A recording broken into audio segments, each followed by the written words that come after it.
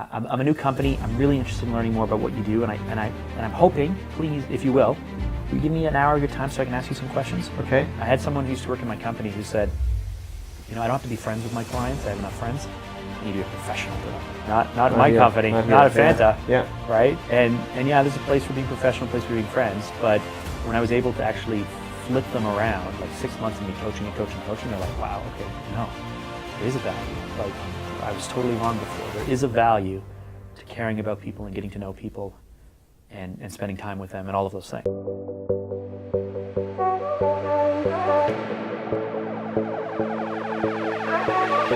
Welcome back, everybody. We are doing a 10-part series on how to build $1 million plus agency, marketing agency with my friend Mark Drager from Phanta. In this video, we are talking about, this is episode 5. If you want to watch the other ones, go back. Episode 5, we're talking about how to find the ideal customer for your business. Mark, what's your advice? So first, now that you've worked through all those other things we talked about, you understand who you are, you understand the value drive, you understand your market, you understand your competition and everything else. It starts with knowing the certain... It sounds so boring, doesn't it? I'm listing this all off and I'm like, oh my goodness, it's so boring. It's like, it's really not rocket science. Okay. It's what type of companies do you want to work with? Okay. What value can you drive for them? Okay. And who is the person in the company who's actually going to make the decision? Okay, so how do I figure out what type of company?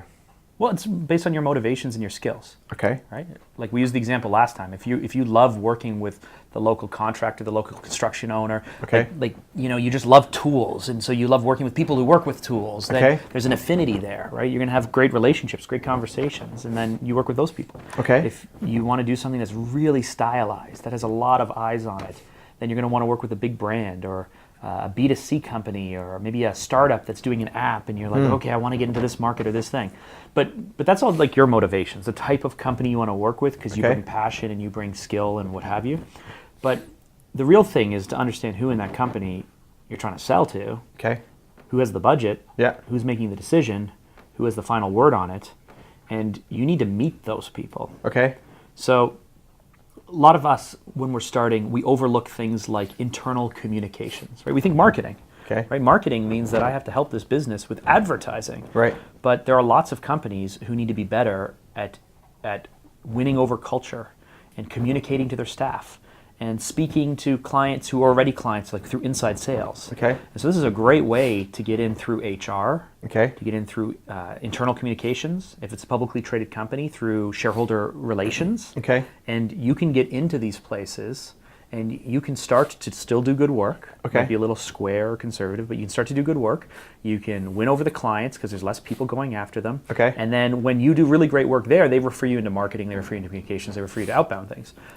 But you can only do that if you know the type of company you want to go after, and you can know how you are going to get in front of them. Like, where are they?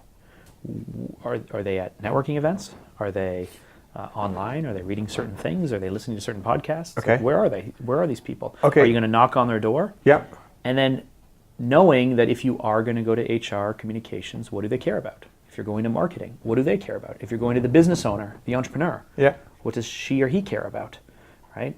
And so the customer is important to know who are these people, the type of company and the role. But I keep saying, what do they care about? Right? Like the value you drive them, what they want to do, what they want to accomplish. So so from the top, if I'm looking at trying to find an ideal customer, do I start around shared interest? Is that what I'm hearing you say? I've always found that in my selling style, which is to like try to be friends with my clients, to care a lot about what they have to do. I find that I have a lot of shared interest with a lot of people. So the two ways could be either one, like I love chainsaws, and so I want to go work with a chainsaw company. Still a great chainsaw company. Right, or some other company, right? Husqvarna. I'm not a big fan of them, but no, if you're watching, I totally will work with you. So, but that's one way, or I love playing hockey, and there's you're sitting on the bench and with somebody who does it, right? Yeah, or your kids are playing hockey. But their business may not be one that I super care about. Maybe you just like that person. Right. Okay. So either or. I find it's very helpful for me to actually be interested in the industry. In the business. Okay. So yeah. So like as a company, we have tended, for whatever reason, Yeah. Like I like cars, I like mechanics, I like all those things. Yeah. So every chance we get to work with automotive, Yeah. I like. Yeah. I enjoy it. Okay. Now, maybe my team doesn't. Yeah. Like, I don't know. Yeah. I love entrepreneurs. So we love working with, the term we use is like owner-managed or entrepreneurial or mission-driven. Yeah. Like, because these companies, like, they have a purpose. They hum. Yeah. There's like an Yeah. energy. I love it. Okay. I like Hey. working with nonprofits. What you eating? Hey, you are eating something that you're not supposed to eat. Oh, I don't know. I'm so used to my dog eating everything. Okay, you're gonna stay here now. Okay, so if I want to get into automotive, let's use that. I want to get into automotive. I want to be the agency for automotive. I'm not going to just join a bunch of hockey teams and hope that somebody on my bench works at automotive, No? right? Or I is don't know. that- Okay. If you just put it out there, you'd be surprised. Okay, great. So I want to get into think automotive. think What's my about- strategy? Okay, so do you want to work for a dealer? Think about how many dealers, think about how many people work in dealerships. Okay. Right? And if, I go to church and I happen to be, I go to church with a guy who's responsible for detailing and cleaning every Nissan vehicle at a Nissan dealership. Okay. Nissan's owned by Infiniti. Yeah. I can get into that dealership. They're usually dealer networks. Once you get into one, you can get into two. Once you get into two, you can get into 10. Then once Nissan's doing it, suddenly Volkswagen, because they own multiple brands. Yeah. So if that's my version of automotive, I really want to work with the service centers. I really want to work with the dealers. I really want to be part of that business. Yeah. That can be automotive. Yeah. Automotive, though, is also aftermarket. It's also technology. It's also tires. It's also parts centers. It's all like if you like being around car people, Yeah. is it custom motorcycle shop? That to me is still in that world. Okay. Is it car restoration? Yeah. Right. So if you are looking for these people, they are everywhere. Okay. And yeah, they're at maybe at your church or friends of friends. They're maybe on Facebook, but the other thing you can do is most of these places have dealer associations. Yeah. If you really want to get into if you want to be the king of automotive, maybe take a trip and happen to go down to Vegas when the big thing is. You don't have to have a booth. You don't have to do those things and walk the floor. Spend the $600 or $700 to try and get there really cheap. Do it cheap when you're there and Yeah. walk the floor and meet some people and hand out a few cards or what have you. But if you think about automotive as everything related to aftermarket, everything related to auto sports, so any kind of auto racing. If you think about MX, like dirt biking, Yeah. or motorcycles, or anything related to that, because I love mechanics and I can get into it. You think about airplanes. Yeah. You can think about rockets. To me, it all lives in the same world. I think it's super cool. These people are everywhere, and one relationship turns into two, turns into three, turns into four. So if I'm hearing you right, it's figuring out what you have a passion on that you would love to be in that world of, and now you're going to bring your marketing agency knowledge to. You're going to start by looking at who your current contacts are, who are in that space, but then maybe even saying to your friends, "Hey, I'm looking for people in the automotive space." For sure, I want to connect with someone. Because when somebody says they own a marketing agency, so this is the big so vague, broad. This is the big vague thing, right? Yeah. I like working with nonprofits and charities. Okay. Because I like the good work that they do. Right, I'm attracted to the mission. I like entrepreneurs. I'm attracted to the mission. Yeah. I like automotive because it interests me. I Yeah. like custom furniture making. I think Okay. that's cool. I think a lot of working with your hands and stuff's cool. We happen to work with a lot of financial institutions, a lot of insurance companies, a lot of banks, a lot of pension plans, a lot of unions. I'm not super passionate about that, but we're good at it. Okay. And we have a lot of contacts there, and we do a lot of good work there. And that kind of comes from, we used to, and we still are, but we used to be more passionate about the work than about the industry we were in. So that's another way to look Right. at it. Like if you love design and you love the creative process of design, I don't know if you really care who you're working with if you have the opportunity to do great design. Okay. Right? Now you might want to work with like a drink company, or you might want to work with there's great, think about American Standard. They make toilets and sinks. Okay. The level of design is impeccable. Okay. Right? Like there's great design in every industry. So if you love design, then try to find the people who love design too. If you love a certain industry, try to find the people who are in the same industry as you. If you love horseback riding and you're going to go hang out at the stables with other people who happen to have money and are into horseback riding, they own businesses. Maybe your shared connection is like Jim, Right. or Barbara, who happens to ride horses. And there's no right way to go about this. You just have to find what works for you and start doing it. Right. And don't question that you're doing it wrong. right? Like Sure. that's the big thing. So as I hear you, so once you identify ideally the market, if you're going after a market, then it's one, using your current connections and your current resources and the people you know and telling people at your church or hockey team or whatever.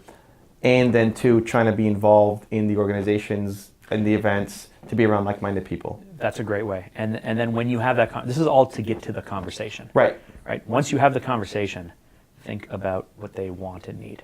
Okay. So if you're speaking with a business owner, they probably care about revenue, they care about profitability, they care about lead generation, right? They want to make money. Yeah. If you're speaking to someone in communications, they care probably about not being misunderstood, about following process, about speaking to the rational side of things, but also maybe some emotion. If you're speaking to someone in marketing, they care about the brand, they care about the feeling, they care about probably still lead generation and other things. If you're speaking to someone in HR, they care about people, right? How do these people know this? How do they understand it? How do we do health and safety? How do we recruit people? How do we keep people? So there are all these different departments, and they have all these different needs, and it's always the same system no matter what. But you want to tweak what you're saying and how you're approaching it. And you can ask them. If you don't know, you don't want to, don't say, what is keeping you up at night? Right. Right? Like, don't say like, oh, what are you worried about? Okay. Ask them what areas of their business need help. Okay. Right? If you're speaking to someone in HR and they say, we really need help, like we're losing a lot of staff. Turnover is really hard. There's a problem that a marketing company, a really smart agency, just better communications, you can help them with that. Right? You can help them with that challenge by recruiting better people, by helping them fix their culture, by helping them draft better copy to recruit better people, by potentially communicating more internally. Like it might be just like, go have more company barbecues. Well, what role is that of a marketing agency to tell someone to have better company barbecues? But if that's the problem they're having, and even if I'm not an event company, and even if I'm not going to make any money off of it, if that's the answer, then I should give them that answer, because then they can try it, and then they will trust me, and then I will be a partner, and then I can help them with other areas of their business. Right. I've got an expression called the chief goal officer. Oh, I like that. That you have to be the chief goal officer. If you understand their goals, then you know how you can help them.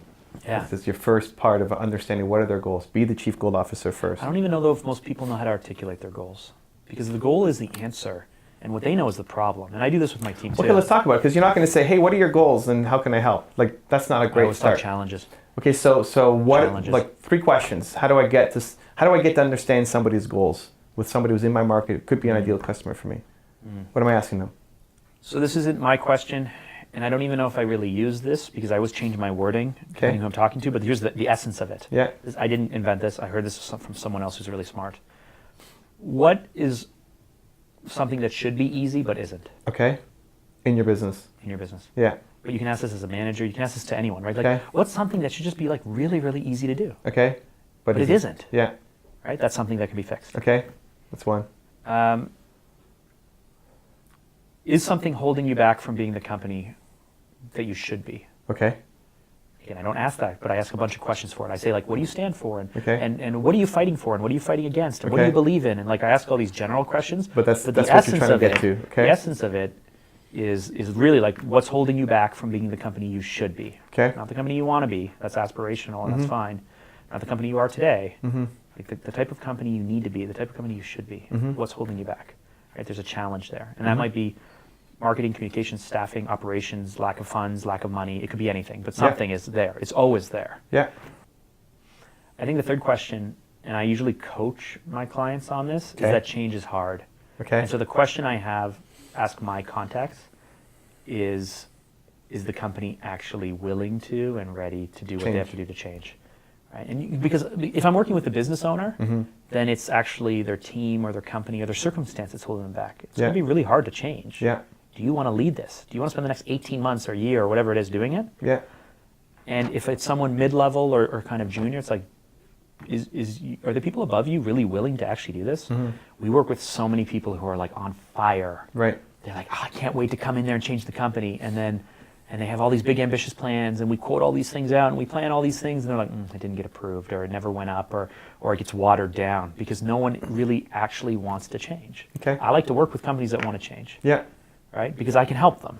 Like, please just let me help you let me do what I do, and I'm going to help you. And if I'm not helping you, then you're not going to work with me. You're going to fire me. Right. So just let me come in and help you, please. Please let me help you. That's what we do most of the time. So I know it sounds funny, like I'm like begging, but really, you need to be courageous. You need to be willing to make change. You really need to work at it. So will they do that? And whatever the other two questions were. No, I like it. I'm thinking about the process, and there's one piece that feels missing, which I wanted to ask you about. So, from the beginning, I'm thinking about what I love, what industries I love, the type of people I want to work with. So if I pick automotive, awesome. My next step is I'm going to ask everybody in my network, see if anybody's involved in automotive somehow, or ask if they know anybody in automotive. And I'm going to go to any local automotive events and try to participate so I'm known. When I have a conversation, I'm asking those 3 questions to learn more about them once I've found the ideal. Yeah, there is a middle step there that you are missing, which is okay. So if I'm asking the people what their challenges are, I'm assuming they have invited me in to talk about business. Right. Right. Now, what if they haven't invited me to talk about business? What if the person in my church says, "Yeah, you should really talk to Frank. Yeah. I'm going to connect the two of you guys. You have a great conversation." Then, but even bringing it up that this is what I do, like. You find a person in your church, in your community, who is in that industry. Yeah, we should grab coffee. Let's grab coffee and talk. So how does that work? I said, let's grab coffee. We should talk. But why? Why? Say, here's what I do? Oh, I'm super interested in what you guys are doing. Okay. I have a few questions I'd really love to run by you. And are you talking about what your business is? No, I'm saying these are the excuses. Okay. Not excuses. These are the reasons. So, okay. So yeah, there has to be a reason for someone to give you time. So I'm a new company. I'm really interested in learning more about what you do, and I'm hoping, please, if you will you give me an hour of your time so I can ask you some questions? Okay. So if that's the case, then you go in and you don't sell them. You just ask them really smart questions. And, and this has happened to me. By the end, they're like, wow, I haven't even thought of those things. That's great. We should totally get together, and that's fine. Or, hey, we should grab coffee because, so for me, because I'm very relationship-based, I'm like, you seem like the type of person that I actually want to be friends with. Okay. And I tell people that. Like, you ever met someone where you're like, this person's pretty cool? Yeah. Like, I would just like to learn more about them. So just go meet that person. Right? I had someone who used to work in my company who said, I don't have to be friends with my clients. I have enough friends. I need to be a professional to them. Okay. And I'm like, not my company, not at Phanta. Yeah. Right? And yeah, there's a place for being professional, a place for being friends. But when I was able to actually flip them around, like 6 months of me coaching, they're like, wow, okay, no, there is a value. Like, I was totally wrong before. There is a value to caring about people and getting to know people and spending time with them and all of those things. Okay. So if you know that Susan is at your church, but you don't really know her, you kind of know her face, but she's in the automotive business and could be a potential client for you. Walk up to Susan and be like, hi, Susan. So like at church, or at the end of church, you're going to find her. Yeah. And I'd be like, I just found out that you're in automotive. Yeah. I think that's really, really cool. I'm sorry for ambushing you. What do you do? Right. Oh, cool. You're senior VP of blah, blah, blah, or whatever. Yeah. I'm like, that's really cool. This is going to come out of nowhere. Can I take you out for coffee? Okay. And I know this seems weird, but I'm a new company. I'm getting into this area. I'm super passionate about this stuff. I'm not trying to sell you anything. Can I take you out for a cup of coffee and ask you a few questions? Okay. Right?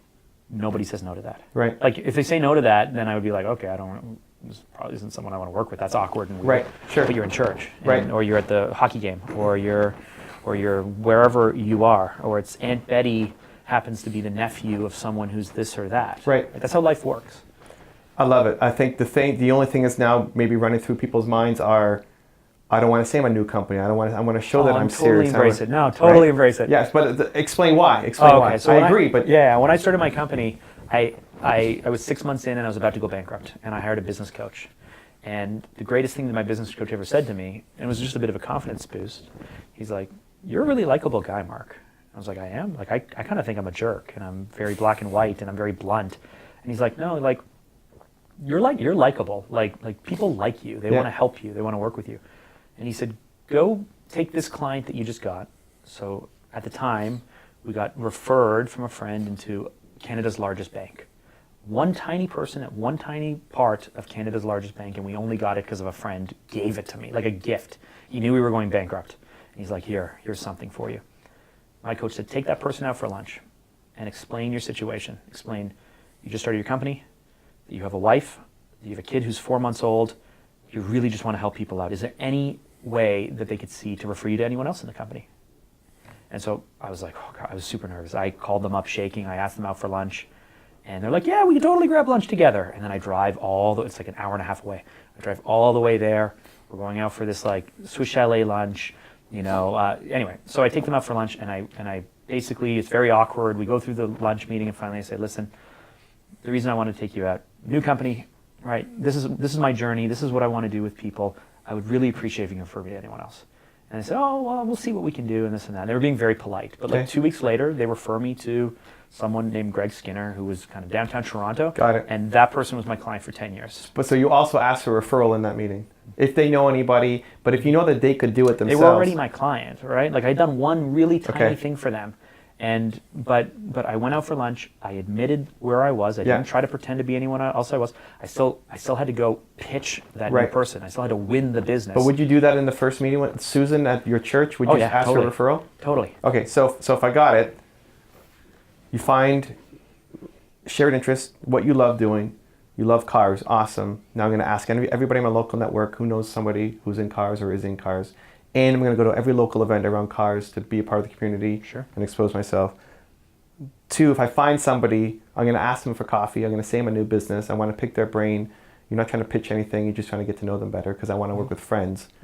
At the meeting, I'm going to ask the 3 questions that we went over. We'll show them on screen because I forgot them, but they were great.